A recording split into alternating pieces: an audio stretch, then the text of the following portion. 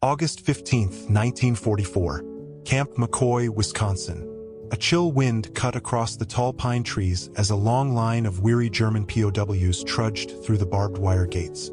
Boots scuffed on gravel. Faces were pale, haggard, and coated in the grime of European battlefields.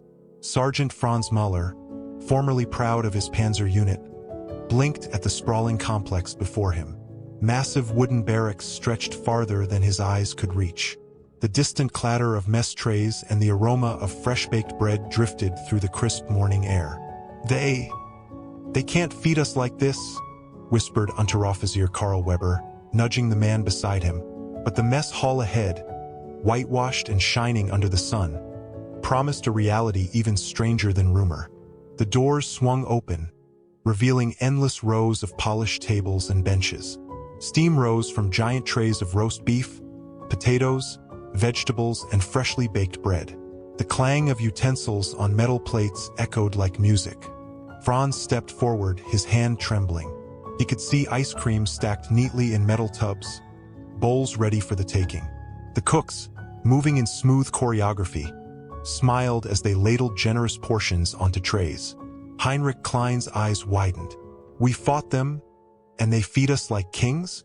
The Germans had been taught to expect brutality, starvation, and fear. Instead, they were met with abundance. Karl Weber grabbed a tray hesitantly. Mashed potatoes, a perfectly cooked steak, buttered vegetables, and coffee steaming in a metal cup.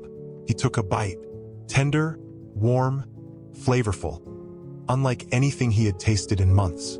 Around him, other POWs whispered, eyes wide. One muttered, "I ate better today than in all of France." The Americans laughed gently at their astonishment, offering seconds and even desserts. The Germans were stunned. A slice of pie, a scoop of vanilla ice cream, luxuries in the midst of war.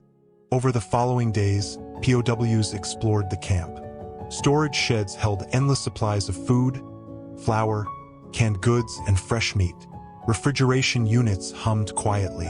Nothing was wasted. Franz walked past crates stacked higher than he could reach. This is industrial power," he whispered. "How can a nation feed so many?" They watched cooks prepare hundreds of meals with clockwork precision. Each tray portioned carefully, every table cleaned continuously. It was efficiency they had never imagined. Beyond food, POWs noticed the humanity of their captors. Warm showers, clean bedding, medical care, all provided without complaint. Some prisoners worked in camp workshops, fields, and canneries. Guards were firm but not cruel. Occasionally, locals would leave letters or small gifts for the prisoners. Karl Weber, sitting in a sunlit barracks, wrote in his journal, "I have seen enemies treated as men, not beasts. I do not understand it, but it is true." Letters home carried tales of steak, vegetables, ice cream, and hot showers. Families in Germany often refused to believe them. "We live like kings," one soldier wrote. "Even the officers in Africa had nothing like this."